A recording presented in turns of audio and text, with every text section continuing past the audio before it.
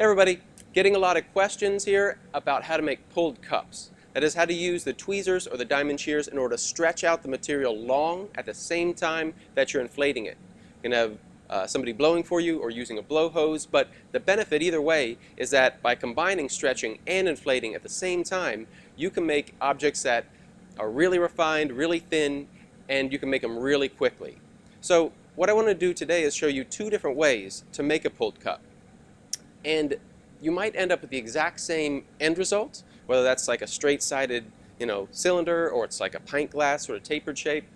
It might be the exact same at the end of it all, but you're using those material properties of the glass in fundamentally different ways. So this will give you some insight into how glass behaves, and you can also take this information and apply it to other things that you make, not just cups. But in any case, two different ways. The first way I want to show you is a little more well-known, but the second way I find to be actually easier. But there's benefits to both of them, reasons why you might choose one versus the other. Anyway, we're going to run through both of them today. So the first way involves filling up your massive glass evenly. So usually set up a starter bubble that's just a massive glass that's just about as long as it is wide, or maybe a little squatter, with the idea that you're blowing a bubble all the way to the very sort of end of the glass, at least evenly. Or it can go a little farther, but not something where you have a big massive glass on the bottom of your setup and a bubble sort of crowded up to the top. You want to make sure your proportions are right so that the bubble fills up the space, so that when you stretch it out or roll it out, it does so evenly, so that you have a bubble running all the way to the very end of your setup with an even amount of material all the way through the sides. And that's important because the idea here is that even amount of material with even heat will stretch evenly and inflate evenly. And indeed, that's what you do. You set up your bubble, start to stretch it out, grab it with the diamond shears and pull it out long. At the same time, somebody's blowing, so you get even expansion along the whole length. And then it'll blow up into maybe something like this, or it'll at least start to. You can throw your jacks on the very top of the form, freezing it out up at a certain width, and allowing the material to blow up on either side to eventually make something that is, throughout the bulk of the shape, flat, leaving you with very little work to do on either side. So one thing, or two things that you have to do, though, before you putty it up, one is getting a jack line, and the other is flatten the bottom.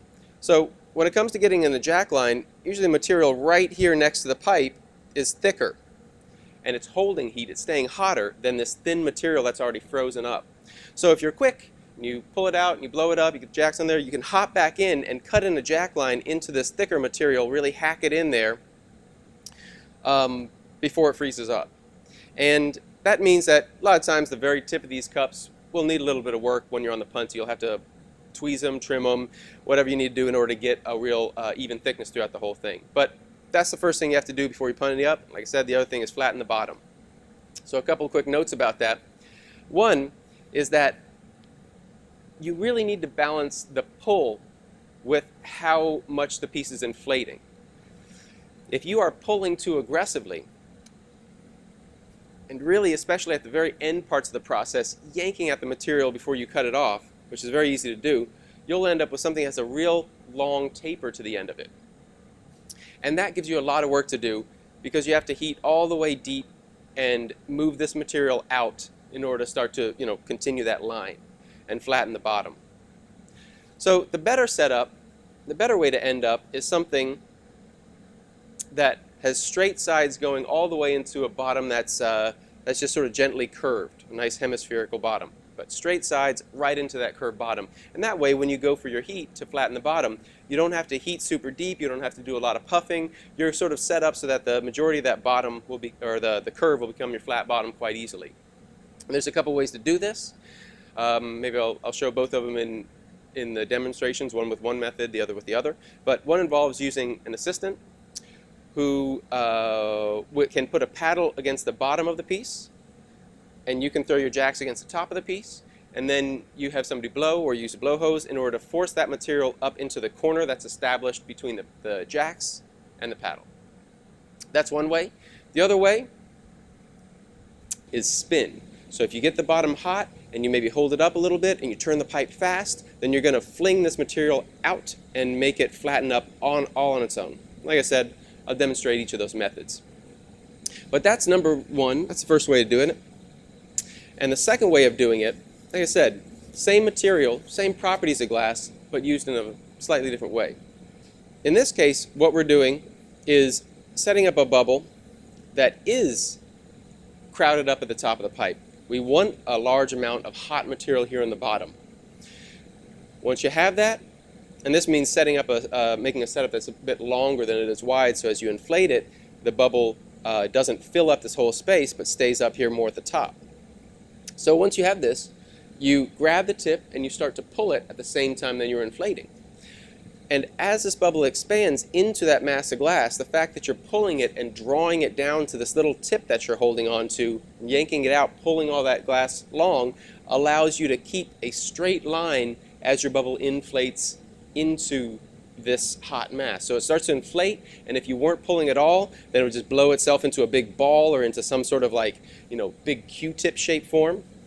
But the fact that you're pulling, and as that material is expanding wider and wider, is also getting stretched out longer, means that you can achieve that same shape, whether that is straight sides or by pulling a little bit more aggressively, tapered down into something more like that pint glass. Same things go for flattening the bottom as well as cutting in the jack line. So those are the two different methods. I'm going to show you one after the other, then we're going to come back and talk a little bit more about this for a little bit of a wrap-up.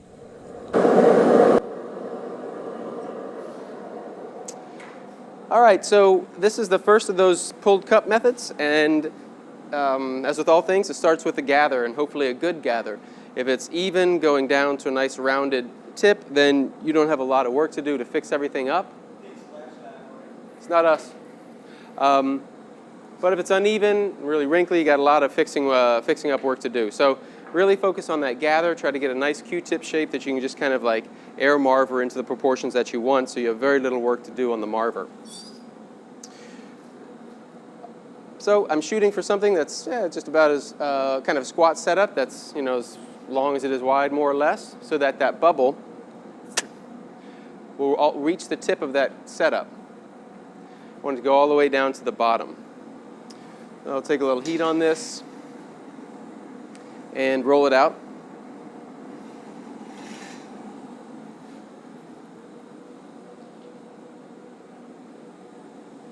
So something like that, where it's relatively even thickness heading all the way down to the very bottom. You get a heat on it. I'm going to grab it with the tweezers, start to pull a little tip, grab it with the diamond shears and start stretching it out. And having Nolan blow sooner rather than later.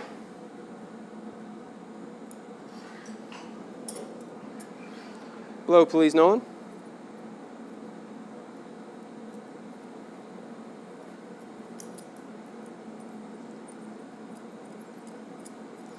And stop. Blow as hard as you can.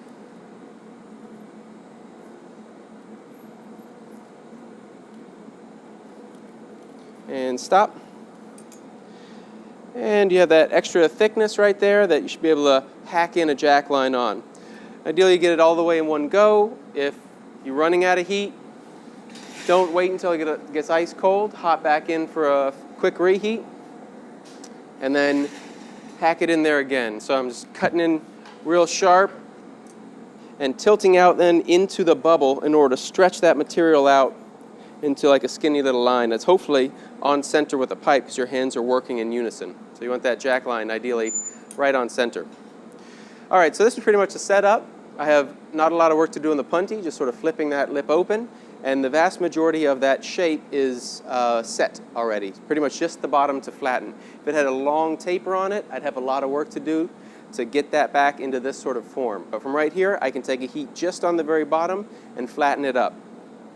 And I had locked in the jacks, or the sides with my jacks pretty much horizontal, but if I came at a different angle, then that would have a different taper to it. All right, so now I want to heat just up until where it starts to change direction. And I'm going to do this one using a blow hose and a paddle. So Nolan is going to, if you want to get that hose ready, you're going to be the one to actually blow. And yeah, so you can slide that on, and then you're going to blow as hard as you need to. Not so hard you push the paddle out of the way, but just enough to give you back pressure to squeeze that material into a sharp, crisp line. And we're going to work together to flatten this bottom.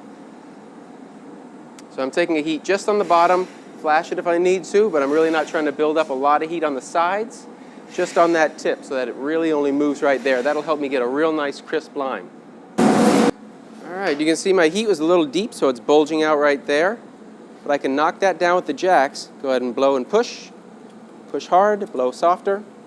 Always communicating with your assistant. And stop in order to square that line up.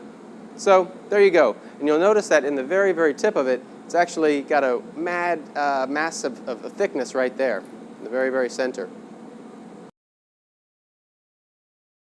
All right, so this is the second method of making that pulled cup. Once again, focus on the real nice gather. And you can set it up with a marver, just basically rolling it out like we did the first time and not letting it squat back. You can also use the blocks. Maybe I'll do that for a variety's sake. And I'll use the block, though, in a way where I'm making it longer, sort of pressing into the glass, maybe using gravity as well. But in any case, really trying to work to get that material off the end of the pipe into like a longer setup than before, so that when we blow into it, the bubble will expand mainly right next to the pipe. It won't go all the way to the end.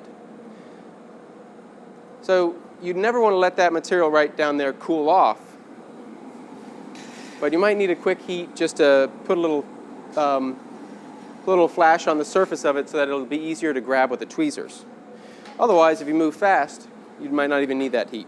But in any case, you're going to grab that tip, start to pull it out a little bit, and blow again.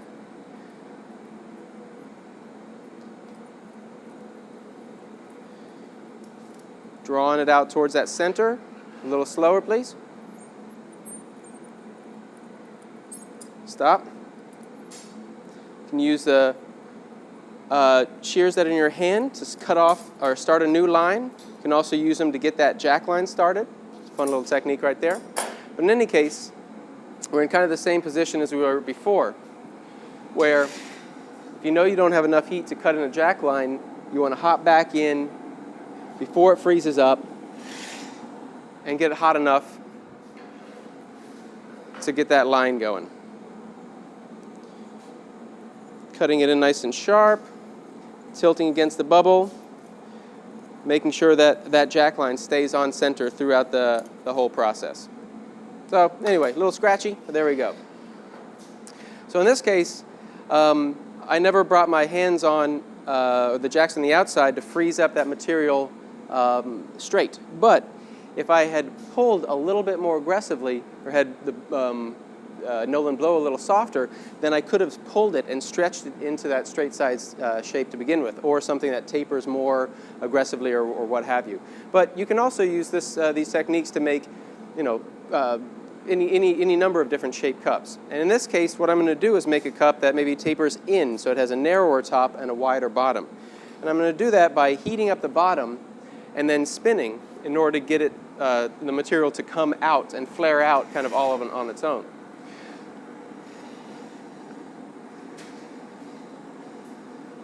So I'll heat, and in this case I don't really have a sharp division between, or I'm not trying to create a real sharp division between those straight cold sides and the curved bottom. So I may be heating a little bit deeper and spinning a little faster in order to get the rotation to throw that material out to the sides. And you see that happening when I head back to the bench, and it's all on its own.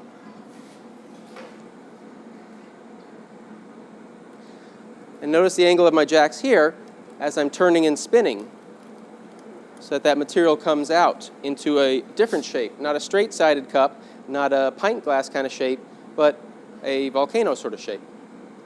I can take one more heat and flatten up the bottom on this, which you can see how it's already basically established. And in this case, now that I do have those straight sides the way that I want them, now I am just heating the very, very bottom to get that part really hot and flatten it, a little bit more, so that's just how I want it. Flashing is necessary, but keeping it rather minimal. The knowledge that I can build up heat at the top of the piece if I need to while I'm waiting for a punty.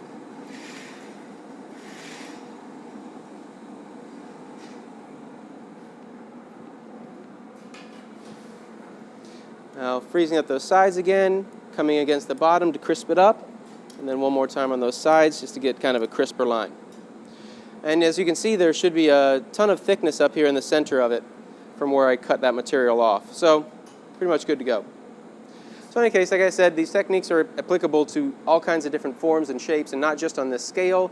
They also apply as you make larger pieces of work as well. So there are two methods that you can use to make what might be the same end result. But as I mentioned in the introduction to all this, there could be reasons why you'd go with one of the methods versus another. And a good case of that, a good example of that, is if you want to make an optic twist cup. In this case, you're punching the bubble into an optic mold in order to get ribs on it, and then actively twisting the glass by clamping down on the end of the bubble as you're pulling, as you're going about moving through the process.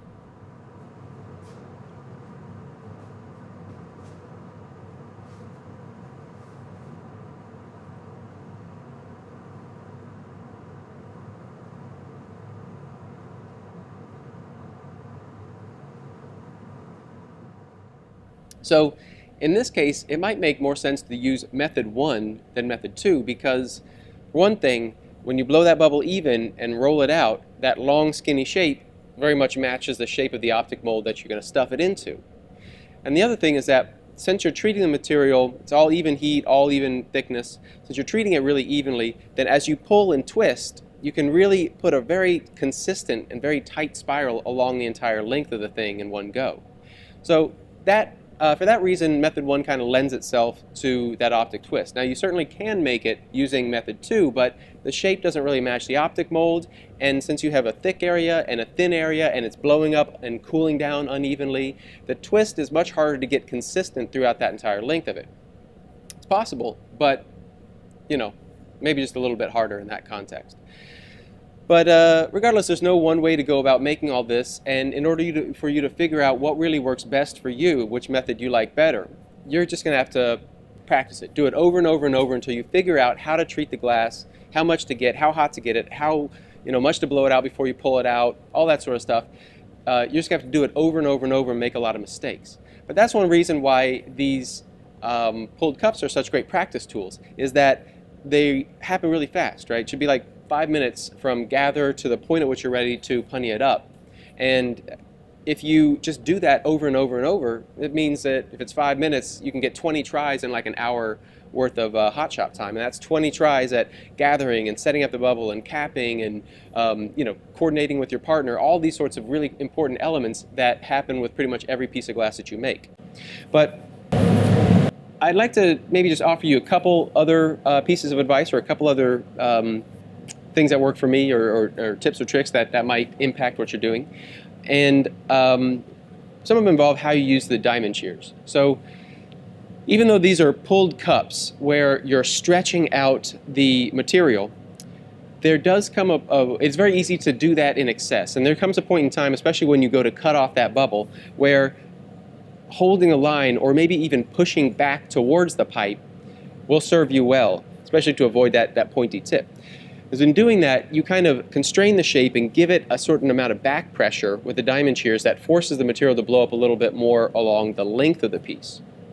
And in keeping with that same idea, when you use the jacks, sometimes instead of just letting them lightly ride on the surface of the glass, you need to actively push down against the glass and really sort of almost compress it or squeeze it and really force the glass to blow out on either side of where the jacks are contacting that bubble if it has a curvature to it. And that'll help you end up with something that's straight along the entire length rather than a smaller, short, flat section that's straight and bubble curving away to either side. couple minor tips there. But that does bring me to one thing that isn't a minor tip. It's a very major thing, and regardless of what method you choose and how do you go about doing it, will play a very important role. And that has to do with how your left hand is turning. So I'm going to make some other videos that address that specifically, how to really keep a pipe moving, especially when you have something holding back on the glass or pulling it, twisting it, something like that. But just really pay attention to what that left hand is doing, because it's making everything that's happening on the right hand side possible. How you use the tools, how you control the glass, all that stuff is a reflection of what that left hand is doing. You can see this little video, that left hand needs to be really on point, needs to be turning in constant contact with the rod, being able to move it fast and smooth in order to get a very nice consistent result.